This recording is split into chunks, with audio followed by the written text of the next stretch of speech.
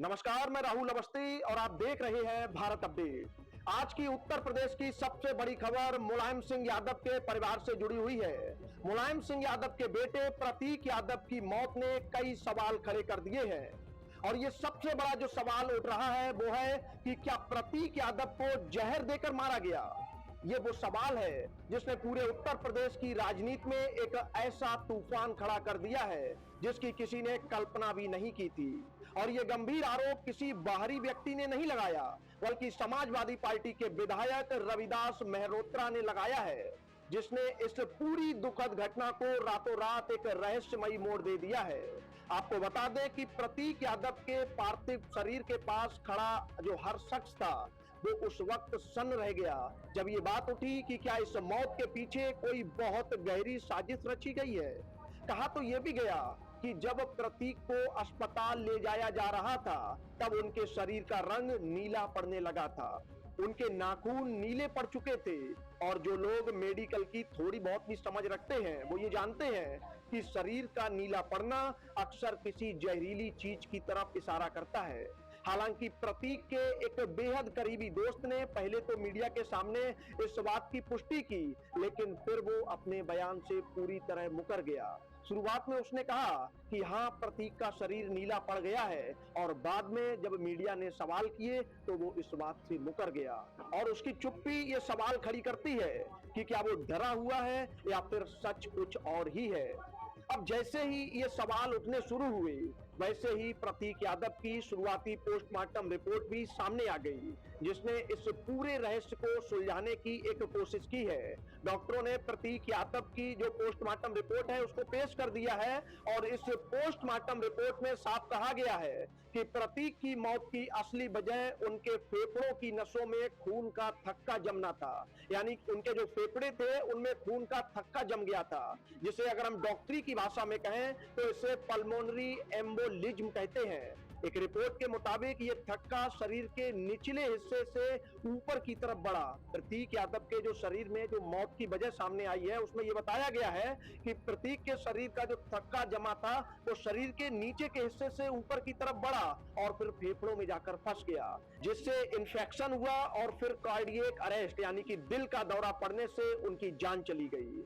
Report में यह भी लिखा है कि उनके शरीर पर कुछ चोट के निशान जरूर थे, लेकिन वो मौत से पहले के थे। यानी प्रतीक यादव की जो मौत हुई थी उससे पहले के चोट के निशान थे। अब ये चोटें कैसे लगी, क्या वो गिरने से लगी या कोई और वजह थी, इसे पूरी तरह से साफ करने के लिए डॉक्टरों ने प्रतीक यादव का बिस्तरा सुरक्षित रख लिया है ताकि फॉरेंसिक जांच में यह पता चल सके कि कहीं वाकई शरीर में कोई जहर तो नहीं था। अब जरा सोच कर देखिए, मुलायम सिंह यादव का वो छोटा बेटा जो अपनी फिटनेस को लेकर इतना दीवाना था कि दिन के कई घंटे जिम में बिताता था, जिसकी उम्र महज 48 साल थी और जो अपनी डाइट का इतना ख्याल रखता था, वो अचानक अपने घर में अचेत मिलता है और अस्पताल पहुंचने से पहले ही उसकी सांसें थम जाती हैं। यह बात किसी के गले से नहीं उतर रही है। विधायक रविदास मेहरोत्रा का तो कहना है कि इसकी जांच किसी रिटायर्ड जज से करानी चाहिए ताकि दूध का दूध और पानी का पानी हो सके। उन्होंने एक और बड़ा दावा किया है कि जब प्रतीक को अस्पताल लाया गया तो डॉक्टरों ने कहा कि जो उनकी मौत है वो काफी समय पहले हो चुकी थी। अब यहाँ एक मानवीय पहलू सामने आता है जिसे जानना आपके लिए बहुत ज्यादा जरूरी है। अब यहाँ एक मानवीय पहलू सामने आता है कि कैसे एक हंसता खेलता नौजवान जो कल तक अपने व्यापार और अपनी सेहत की बातें कर रहा था वो अचानक एक बंद कमरे में खामोश हो जाता है। परिवार के लिए ये सिर्फ एक खबर नहीं है, ये एक ऐसा घाव है जो शायद कभी नहीं भरेगा। अब हम आपको इस पूरे घटनाक्रम को दूसरे एंगल से समझाने का प्रयास करते हैं कि क्या वाकई ये हत्या है या फिर मेडिकल साइंस की कोई ऐसी पेचीदगी जिसे समझना हर किसी के बस की बात नहीं है। चिकित्सा विभाग की सह निदेशक डॉक्टर रुचिता शर्मा की अगर हम बातों पर गौर करें तो एक अलग ही तस्वीर उभरती है। उनका कहना है कि प्रतीक लंबे समय से उनके पेशेंट थे और उन्हें हाई ब्लड प्रेशर और हाइपरटेंशन की समस्या थी।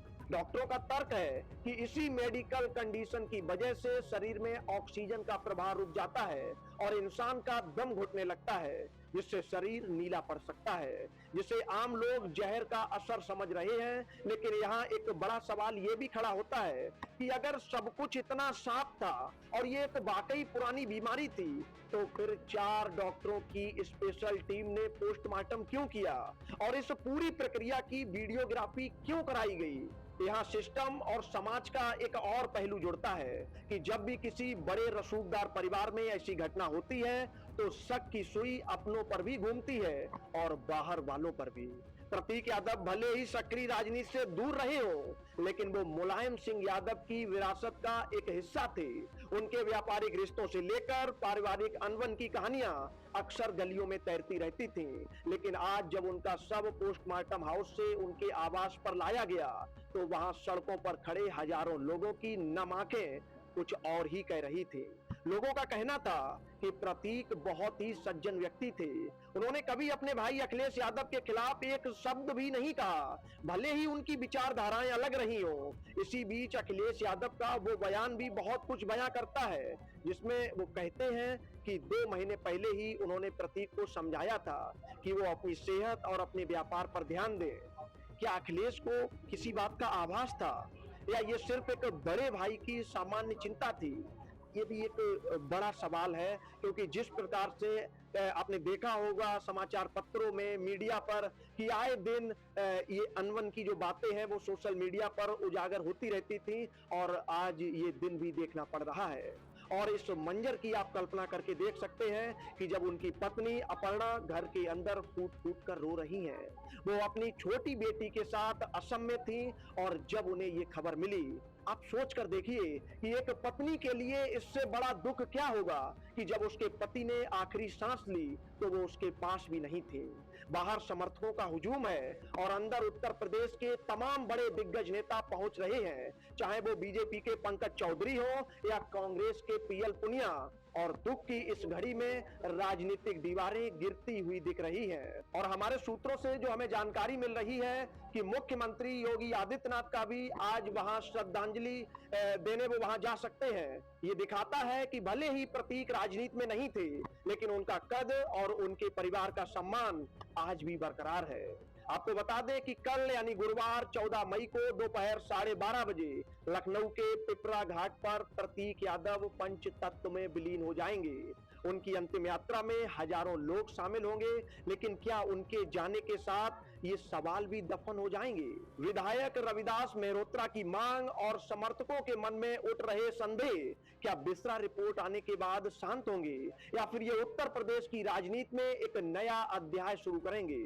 समाज अक्सर ऐसी मौतों को बहुत गहराई से देखता है, जहां फिटनेस और सेहत की मिसाल देने वाले लोग अचानक चले जाते हैं, वहां लोगों का भरोसा अपनी ही जीवन शैली से डगमगाने लगता है।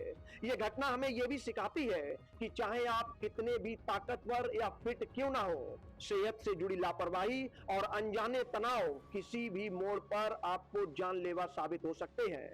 आपको बता दें कि जो प्रतीक यादव हैं, उनके अंतिम संस्कार की तैयारियां पिपरा घाट पर चल रही हैं और वहां सुरक्षा के कड़े इंतजाम हैं। पूरा यादव परिवार एक साथ है। डिंपल यादव और शिवपाल यादव लगातार वहां डटे हुए हैं। प्रतीक का जाना सिर्फ एक व्यक्ति का जाना नहीं है, बल्कि एक दौर की उन यादों का भी जाना है जो मुलायम सिंह यादव के परिवार से जुड़ी थी।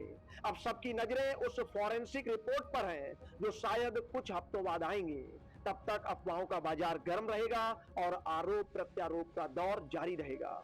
लेकिन सच तो यही है कि प्रतीक यादव अब कभी लौट कर नहीं आएंगे।